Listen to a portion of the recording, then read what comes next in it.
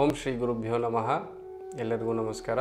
September 2020 ಕನ್ಯಾ ರಾಶಿ ಅಥವಾ ವರ್ಗೋ ಈ ರಾಶಿಯವ್ರಿಗೆ ಹೇಗಿರುತ್ತೆ ಅಂತ ನೋಡೋಣ ಬನ್ನಿ. ಮೊದಲಿಗೆ ಗ್ರಹಗಳ ಸ್ಥಿತಿ ಹೀಗಿದೆ. ಗುರು ಮತ್ತು ಕೇತು 4ರಲ್ಲಿ, ವಕ್ರಿ ಶನಿ 5ರಲ್ಲಿ, ಕುಜ 8ರಲ್ಲಿ, ರಾಹು 10ರಲ್ಲಿ, ಶುಕ್ರ 11ರಲ್ಲಿ ಮತ್ತು ರವಿ ಹಾಗೂ ಬುಧ 12ರಲ್ಲಿ ಗೋಚರಿಸ್ತಾ ಇರ್ತಾರೆ. ಸೊ ಒಟ್ಟಾರೆ ಹೇಳಬೇಕು ಅಂದರೆ ಸ್ವಲ್ಪ ಕೇತು ಈ ಏನಂತೀವಲ್ಲ ಈ ತಿಂಗಳ ಕೊನೆಯಲ್ಲಿ ನಿಮಗೆ ಪಾಸಿಟಿವ್ ಆಗಿರ್ತಾರೆ. ಇಲ್ಲ ಅಂತಂದರೆ ಎಲ್ಲ ಗ್ರಹಗಳು ಒಂಚೂರು ಅನ್ಫೇವರೇಬಲ್ ಇಲ್ಲ, ನೆಗೆಟಿವ್ ಸ್ಥಿತಿಯಲ್ಲೇ ಇದೆ. ಒಟ್ಟಾರೆ ಹೇಳಬೇಕು ಅಂತಂದರೆ ಈ ತಿಂಗಳು ನಿಮಗೆ ಸ್ವಲ್ಪ ಕಷ್ಟ ಆಗುವ ಸಾಧ್ಯತೆಗಳು ಜಾಸ್ತಿ ಕಾಣ್ತಾ ಇದೆ. ಅಂದರೆ ನಿಮ್ಮೊಂದು ಕೆಲಸ ಕಾರ್ಯಗಳಲ್ಲಿ ಅಡೆತಡೆಗಳು ಜಾಸ್ತಿ ಕಾಣಿಸ್ಕೊಳ್ಬೋದು. ಡಿಫರೆನ್ಸ್ ಆಫ್ ಒಪಿನಿಯನ್ ಹೇಳ್ತೀವಿ, ಅದನ್ನು ನೀವು ಜಾಸ್ತಿ ನೋಡ್ಬೋದು ಮನೆಯಲ್ಲಿ. ಓಕೆ, ಸ್ವಲ್ಪ ಆರೋಗ್ಯದಲ್ಲಿ ಕೂಡ ಸ್ವಲ್ಪ ಲೋ ಆಗಿರ್ಬೋದು, ಅಂದರೆ ಏರ್ಪೇರುಗಳಿರ್ಬೋದು. ಸೊ ಏನು ಮಾಡಬೇಕು ಅಂತಂದರೆ ಕೇರ್ಫುಲ್ಲಾಗಿ ತಾಳ್ಮೆಯಿಂದ ಇರಬೇಕು ಈ ತಿಂಗಳು. ಆದಾಯ ಕೂಡ ಎಷ್ಟು ಬೇಕೋ ಅಷ್ಟು ಬರುತ್ತೆ, ಖರ್ಚುಗಳು ಜಾಸ್ತಿ ಆಗುವ ಸಾಧ್ಯತೆಗಳು ಇದೆ. ಏನು ಮಾಡಬೇಕು ಅಂದರೂ ಸ್ಟೆಪ್ ಬೈ ಸ್ಟೆಪ್ ಸಾಗಿ, ಅಂದರೆ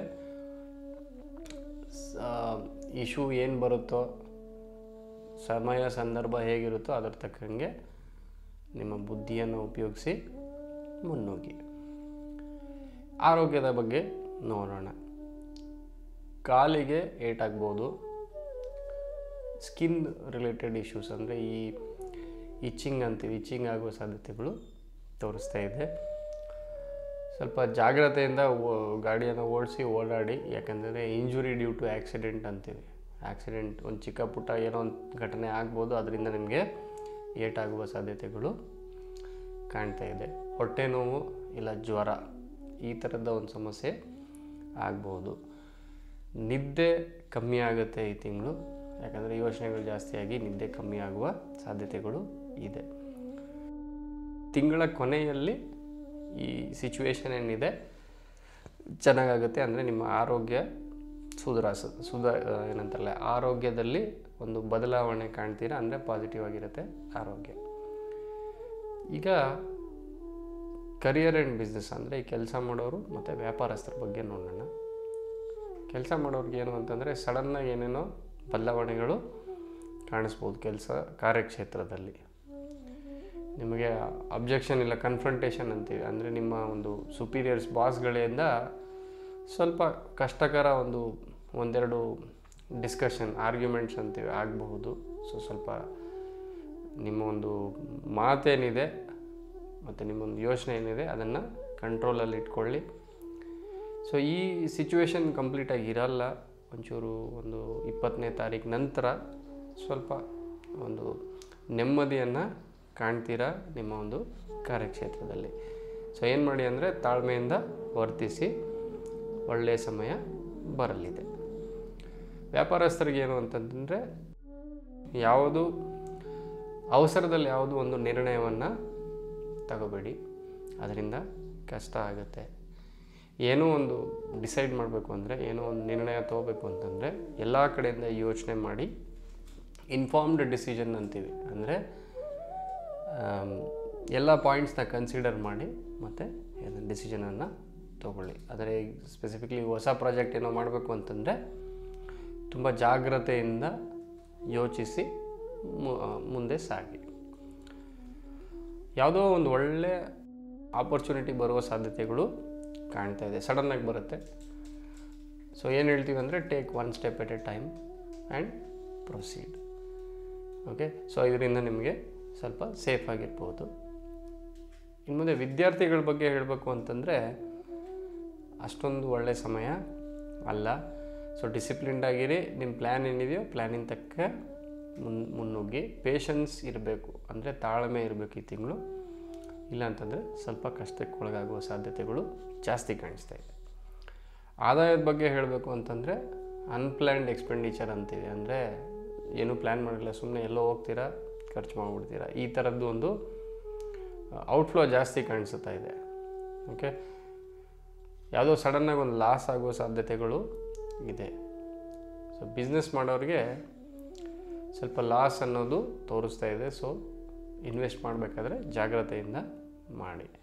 ಏನು ದುಡ್ಡು ಉಳಿಸಿದ್ದೀರಾ ಅದು ಖರ್ಚು ಮಾಡಬೇಕಾದಾಗ ಸ್ವಲ್ಪ ಯೋಚನೆ ಮಾಡಿ ಖರ್ಚು ಮಾಡಿ. ಒಳ್ಳೆ ಕಾರ್ಯಕ್ಕೆ ಅಂದರೆ ಚಾರಿಟಿ ಮಾಡ್ಬೋದು ನೀವು ಈ ತಿಂಗಳು. ಎಲ್ಲೂ ದಾನ ಕೊಡುವ ಸಾಧ್ಯತೆಗಳು ಇದೆ. ದುಡ್ಡಿನ ಒಂದು ಯಾರಿಗಾದರೂ ಹೆಲ್ಪ್ ಮಾಡ್ಬೋದು. ಸೊ ಅದನ್ನು ಮಾಡಿ. ಕುಟುಂಬದಲ್ಲಿ ಹೇಳಬೇಕು ಅಂತಂದರೆ ತಂದೆಯ ಆರೋಗ್ಯದ ಬಗ್ಗೆ ಜಾಸ್ತಿ ಕಾಳಜಿ ವಹಿಸಿ. ನಿಮ್ಮ ಸಂಗಾತಿಯ ಆರೋಗ್ಯ ಕೂಡ ಸ್ವಲ್ಪ ಹೆಚ್ಚು ಕಮ್ಮಿ ಆಗ್ಬೋದು. ಮಕ್ಕಳಿಂದ ಸುಖ ಅಂದರೆ ಮಕ್ಕಳು ಅಷ್ಟೊಂದು ತೊಂದರೆ ಕೊಡಲ್ಲ ಈ ತಿಂಗಳು ನಿಮಗೆ. ಕುಟುಂಬದಲ್ಲಿ ಆರ್ಗ್ಯುಮೆಂಟ್ಸ್ ಆಗುವ ಸಾಧ್ಯತೆಗಳು ಇದೆ, ಅಂದರೆ ಚಿಕ್ಕ ಪುಟ್ಟ ಜಗಳಗಳಾಗುವ ಸಾಧ್ಯತೆಗಳು ಇದೆ. ಸೊ ಸ್ವಲ್ಪ ತಾಳ್ಮೆಯಿಂದ ವರ್ತಿಸಿ, ಕಾಮಾಗಿರಿ, ಆರಾಮಾಗಿ ಮಾತಾಡಿ, ಸಿಚುವೇಶನ್ನು ಇಂಪ್ರೂವ್ ಆಗುತ್ತೆ. ಸೊ ಈಗ ಕೆಲವೊಂದು ಉಪಾಯಗಳಿದೆ, ಅದನ್ನು ಮಾಡಿಕೊಳ್ಳಿ. ಅದರಿಂದ ಕೂಡ ನಿಮಗೆ ಒಂದು ನೆಮ್ಮದಿ ಅನ್ನೋದು ಸಿಗುತ್ತೆ. ಈಗ ನಿಮಗೆ ಪಂಚಮ ಶನಿ. ಸೊ ಅದರಿಂದ ಏನು ಅಂತಂದರೆ ಹನುಮಾನ್